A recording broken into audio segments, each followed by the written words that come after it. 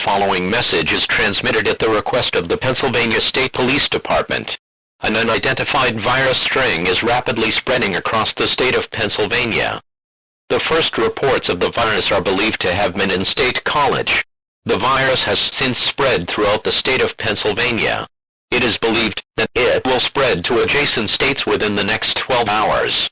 Symptoms of this virus include initial nausea and vomiting, blurred vision, loss of muscle control, and unconsciousness. State College is also reporting that some of the affected persons are turning into zombie-like creatures. At any time, they may start causing massive damage to the area. Because this is an airborne virus, authorities recommend that the following action should be taken by all members of the public.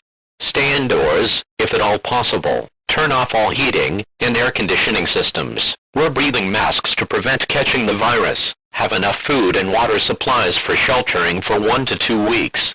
If you catch this virus and show symptoms of turning into a zombie, you will be quarantined in your home for an indefinite period of time. Any residents not in the state of Pennsylvania hearing this message should also take these precautionary actions. If the virus continues to spread, these actions will be taken by your governments as well. Most importantly, stay safe in this situation.